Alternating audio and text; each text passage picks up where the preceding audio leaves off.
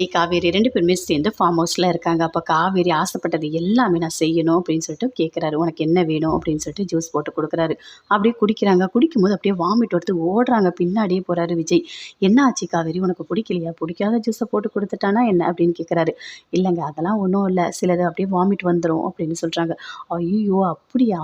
அப்போ நீங்க எதுவுமே சாப்பிட மாட்டியா?" அப்படின்னு கேட்குறாரு. "ஆமாங்க. எனக்கு நெறைய விஷயம் பிடிக்கவே பிடிக்காது. அதனாலேயே நான் சாப்பிட மாட்டேன்" அப்படின்னு சொல்றாங்க காவேரி. அத கேட்டோனே விஜய் சொல்றாரு. "என்ன காவேரி இப்படி பேசிட்டு இருக்க நீ? எல்லாருக்கும் வாமிட் வரும் ஓகே. அதுக்காக சாப்பிடாம கூட இருக்க முடியுமா என்ன? அதனால தான் உனக்கு மயக்கம் வந்ததா?" அப்படின்னு கேட்குறாரு. "ஆமாங்க. அதனால தான் எனக்கு மயக்கம் வந்தது" அப்படின்னு சொல்லிட்டு காவேரி சொல்றாங்க. "சரி உனக்கு புடிச்ச மாதிரி சொல்லு. நான் சமையல் பண்ணி தரேன்" அப்படின்னு விஜய் சொல்றாரு. "எனக்கு நீங்க சமையல் பண்ணி தரீங்களா? அதெல்லாம் எதுவும் வேண்டாம்" அப்படின்னு காவேரி சொல்றாங்க. "இல்ல காவேரி சொல்லு நான் பண்றேன். இப்பலாம் YouTubeல பார்த்தாலே எல்லாமே சமைச்சிடலாம். உனக்கு என்ன வேணும்னு சொல்லு" அப்படின்னு கேட்குறாரு. "அப்படியா சரி. எனக்கு ரசம் வேணும். ரசமும் பூண்டு ஊறுகாவும் வேணும்" அப்படின்னு சொல்றாங்க. "என்னது பூண்டு துவையலா? அதெல்லாம் எனக்கு பண்ண தெரியாது. என்ன காவேரி இப்படி சொல்லிட்டு இருக்க? ரசம் வேணும், இது வேணும்னு சொல்லிட்டு. வேற ஏதாவது கேளு. ஒரு ஸ்வீட்டு அந்த மாதிரி ஏதாவது கேளு. கண்டிப்பா நான் பண்ணி தரேன்" அப்படின்னு விஜய் சொல்றாரு. அதுக்கு காவேரி சொல்றாங்க, "எனக்கு அப்படின்னு யோசிக்கிறாங்க. "சரி எனக்கு குலோப் ஜாம் பண்ண தெரியும். நான் பண்ணி தரட்டுமா?" அப்படின்னு சொல்றாரு. "குலோப் ஜாமா? எனக்கு பிடிக்காதுங்க" அப்படின்னு சொல்லிட்டு காவேரி சொல்றாங்க. "சரி வேற என்ன பிடிக்கும்னு சொல்லு" அப்படின்னு சொல்றாரு. "எனக்கு இந்த சுழியம்னு ஒண்ணு இருக்கு. அது பிடிக்கும்" அப்படின்னு சொல்றாங்க. "என்னது சுழியமா? பூஜ்ஜியமா?" அப்படின்னு கேட்குறாரு. "என்னங்க இப்படிலாம் சொல்றீங்க?" "ஆமா அப்படிதான் அந்த பேரெல்லாம் ஞாபகம் வச்சுக்கணும். சரி வா எப்படி பண்ணணும்னு சொல்லிட்டு YouTubeல பார்க்கலாம்" அப்படின்னு சொல்லிட்டு எல்லாமே பார்க்குறாரு. பார்த்துட்டு எல்லாமே ரெடி பண்றாரு. ரெடி பண்ணிட்டு அப்படியே பக்கத்துல காவேரி உட்காந்துட்டு இருக்காங்க. வாசனை சூப்பரா இருக்கு. நல்லா இருக்கு. ஏலக்காய் வேணும்" அப்படின்னு சொல்றாரு. அப்படியே காவேரி எடுத்து குடுக்குறாங்க. சரின்னு சொல்லிட்டு அப்படியே போடுறாரு. அப்படியே "இங்க பாருங்க. இத எடுத்துக்கங்க. இந்த கடலப்பருப்பு இருக்குல்ல, அத அப்படியே ஒரு உருண்டை மாரி உருட்டி, அந்த மாவுல அப்படியே டிப் பண்ணி அப்படியே போடுங்க. பார்த்து கொஞ்சம் பொறுமையா போடுங்க" அப்படின்னு சொல்லிட்டு காவேரி சொல்றாங்க. அப்படியே பட்டுன்னு போடுறாரு. அந்த எண்ணெய் மேல தெறிக்குது. "ஐய்யய்யோ! நான் தான் உங்கள பொறுமையா தானே போட சொன்னேன். என்ன இப்படி போட்டுட்டீங்க?" அப்படின்னு சொல்லிட்டு காவேரி கேட்குறாங்க. அதே மாதிரி அழகா சுழி எல்லாமே சுடுறாரு. அப்படியே குடுக்குறாரு. "சூப்பரா இருக்கு. நல்லா இருக்கு" அப்படின்னு சொல்லிட்டு காவேரி அப்படியே ரசிச்சு சாப்பிடுறாங்க. விஜயும், "ஆமா காவேரி நல்லா தான் இருக்கு. சூப்பரா இருக்கு நீ சொன்னது. நான் கூட நல்லா சமைக்கிறேன்ல" அப்படின்னு விஜய் சொல்றாரு. "ஆமாங்க சூப்பரா இருக்கு" அப்படின்னு சொல்லிட்டு 2 பேருமே சேர்ந்து நல்லா சந்தோஷமா சாப்பிடுறாங்க. சாப்பிடும்போது காவேரி சொல்றாங்க, "இவ்ளோ டேஸ்ட்டா, இவ்ளோ சூப்பரா யாருமே எனக்கு சமைச்சே குடுத்தது இல்லங்க. ரொம்ப நல்லா இருந்தது" அப்படின்னு சொல்லிட்டு காவேரி சொல்றாங்க. "இதெல்லாம் நடக்கும்னு நான் நெனச்சு கூட பார்க்கவே இல்ல. இப்ப நீங்க என் கூட இருக்கீங்க. அதுவே எனக்கு சந்தோஷமா இருக்கு. இது எப்பவுமே நிலைச்சிருக்கணும்" அப்படின்னு காவேரி சொல்றாங்க. "இங்க பாரு காவேரி, இது எல்லாமே இன்னும் கொஞ்ச நாளைக்கு தான். வெண்ணிலாவோட பிரச்சனை எல்லாமே நான் சரி பண்ணிட்டு வந்துடுறேன். சரியா?" அப்படின்னு விஜய் சொல்றாரு. அப்படியே சந்தோஷமா சேர்ந்து 2 பேருமே பேசிட்டு இருக்காங்க. பசுபதி இருக்காரு. இருக்கும்போது அங்கேருந்து வெண்ணிலாவோட மாமா வராரு. எல்லாருமே சேர்ந்து பேசிட்டு இருக்காங்க. "இங்க பாருங்க, கண்டிப்பா வெண்ணிலாவ விஜய்க்கு கல்யாணம் பண்ணி வச்சுருங்க. இல்லன்னா ஒண்ணுமே பண்ண முடியாது" அப்படின்னு சொல்றாரு. "இல்ல எனக்கு ஏதோ ஒரு மாரி கஷ்டமா இருக்கு. நான் வெண்ணிலாவ கூட்டிட்டு ஊருக்கே போயிடுறேன்" அப்படின்னு சொல்றாரு அவங்க மாமா. "ஐய்யய்யோ! அந்த தப்ப மட்டும் பண்ணிடாதீங்க" அப்படின்னு சொல்லிட்டு அங்கேருந்து அஜயும் வராரு. "நான் யார் தெரியுமா? ராகினியோட வீட்டுக்காரு.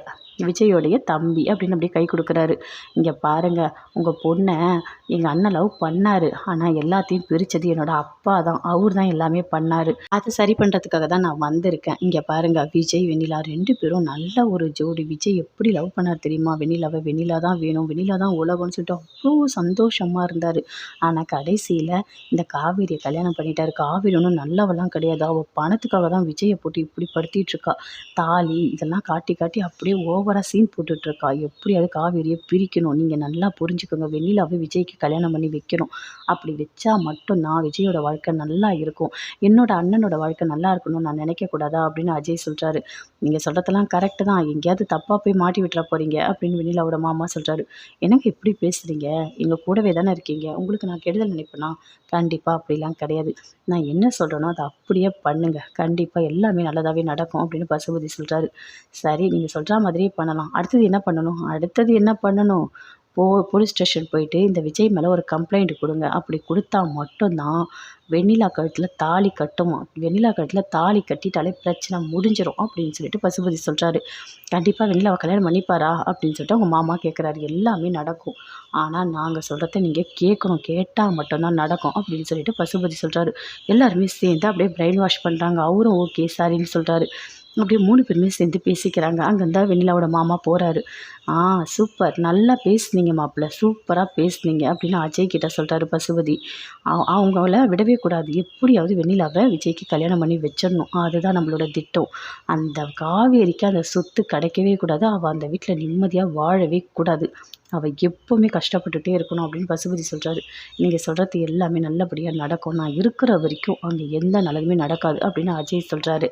3 பேருமே சேர்ந்து ரொம்ப சந்தோஷமாக பேசிகிட்டு இருக்காங்க. காவேரி, விஜய் 2 பேருமே சேர்ந்து ரொமான்ஸ் பண்ணிகிட்டு இருக்காங்க. அப்போ சாரதா ஃபோன் பண்ணுறாங்க. என்னடி அப்பளம்லாம் வந்துடுச்சா? கொடுத்து அனுப்புனேன் அப்படின்னு சொல்லிட்டு. அப்பளம்லாம் வந்துடுச்சுமா அப்படின்னு சொல்கிறாங்க. ஆமாம், எப்படி போயிட்டுருக்கு? உன்னால் சமாளிக்க முடியுதா சொல்லு, முடிஞ்சா சமாளி, இல்லைன்னா நான் வரேன் அப்படின்னு சாரதா சொல்கிறாங்க. ஐயோ அம்மா, அதெல்லாம் எதுவுமே வேண்டாம். இங்கே ஒன்றும் பெருசாலாம் போகல. 2, 3 பேர் என் கூட இருக்காங்க. நான் அப்பளம்லாம் கொடுத்துட்டு தான் இருக்கேன். ஒரு பிரச்சனையும் இல்லை. நீ அங்கேயே இருமா அப்படின்னு காவேரி சொல்கிறாங்க. என்னடி என்ன வர வேணான்னு சொல்லிட்டு இருக்க? நீ ஒத்த ஆளாக அங்கே கஷ்டப்பட்டுட்டு இருக்க அப்படின்னு கேட்குறாங்க. அம்மா, அதெல்லாம் ஒன்றும் இல்லைம்மா. எனக்கு கஷ்டமாக இருந்தால் கண்டிப்பாக நான் சொல்லுவேன் உன்னை வர சொல்லி. அதெல்லாம் தெரியாதுடி, நான் இப்போ வருவேன். இன்னும் ஒரு 1 மணி நேரத்தில் நான் அங்கே வந்துடுவேன் அப்படின்னு சொல்கிறாங்க. அதை கேட்டோடனே அப்படியே சாரதா அப்படியே ஒரு மாதிரி யோசிக்கிறாங்க. அதுக்குள்ளே ஃபோனை கட் பண்ணிட்டாங்க. அப்படியே காவேரி டென்ஷனாக கத்துறாங்க. என்ன காவேரி, என்ன ஏன் இப்படி கத்துற அப்படின்னு விஜய் கேட்குறாரு. இங்கே பாருங்கள், நான் தான் சொன்னேன்ல அம்மாவை வந்து வர வேணான்னு சொல்லிட்டு. ஆனால் அம்மா அங்கே எக்ஸிபிஷனுக்கு வரேன், நான் வந்து கடையை பார்ப்பேன்னு சொல்லிட்டு அடம் பிடிக்கிறாங்க. இன்னும் 1 மணி நேரத்தில் அங்கே வந்துருவாங்களாம் அப்படின்னு காவேரி சொல்கிறாங்க. ஐயோ, சரி நம்ம போகலாம் வா அப்படின்னு சொல்லிட்டு விஜய் வந்து காவேரியை கூட்டிகிட்டு போகிறாரு.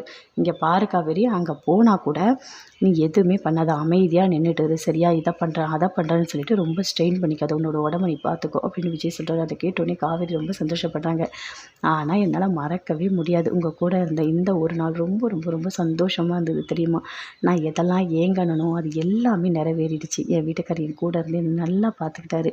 எனக்கு தேவையான எல்லாமே நீங்கள் செஞ்சீங்க அப்படின்னு சொல்லிட்டு காவேரி பயங்கரமாக சந்தோஷப்படுறாங்க. இங்கே பாரு காவேரி, உனக்கு எது வேணாலும் என்கிட்ட சொல்லு, நான் எல்லாமே உனக்கு பண்ணுறேன் சரியா? அதுக்காக தயக்கமாக இருந்துட்டு ஃபோனெல்லாம் பண்ணாமல் இருந்துடாத அப்படின்னு விஜய் சொல்கிறாரு. இல்லைங்க, நான் அதெல்லாம் எதுவுமே பண்ண மாட்டேன். எனக்கு எதாவது வேணுன்னா கண்டிப்பாக உங்களுக்கு நான் ஃபோன் பண்ணுவேன். சரி காவேரி பார்த்துக்கோ அப்படின்னு விஜய் வந்துட்டு எக்ஸிபிஷனில் அப்படியே காவேரியை விடுறாரு. அப்படி திரும்பி திரும்பி பார்க்குறாரு. நான் உன் கூடவே இருக்கட்டுமா அப்படின்னு விஜய் கேட்குறாரு. ஐயோ வேணையே வேண்டாம், இங்கே பாருங்கள் அம்மா வேறு இங்கே வந்துட்டுருக்காங்க, நீங்கள் போங்க நான் பார்த்துக்கிறேன், எதுவாக இருந்தாலும் உங்களுக்கு நான் ஃபோன் பண்ணுறேன், நீங்கள் வெண்ணிலா பிரச்சனை எப்படி சரி பண்ணுறதுன்னு யோசிங்க அப்படின்னு காவேரி சொல்கிறாங்க. அதை கேட்டோன்னே விஜய் ரொம்ப சந்தோஷப்படுறாரு. சரி நீ பார்த்துக்கோ, பார்த்து இருந்துக்கோ அப்படின்னு சொல்லிட்டு அங்கேருந்து அப்படியே போகிறாரு. காவேரி அப்படியே பார்த்துக்கிட்டே இருக்காங்க. விஜயே பார்க்குறாங்க. ஐயோ என்ன இவர் போகும்போது இவ்வளோ மனசுக்கு கஷ்டமாக இருக்குது, இவ்வளோ நேரம் என் கூடவே இருந்தார், எனக்கு ரொம்ப சந்தோஷமாக இருந்தது, ஆனால் இப்போ மனசு ரொம்ப கஷ்டமாக இருக்கே அப்படின்னு சொல்லிட்டு அப்படியே பார்க்குறாங்க. ஐயோ அம்மா வேறு வரப்போகிறாங்க, ஏதாவது வேலை செய்யலாம் அப்படின்னு சொல்லிட்டு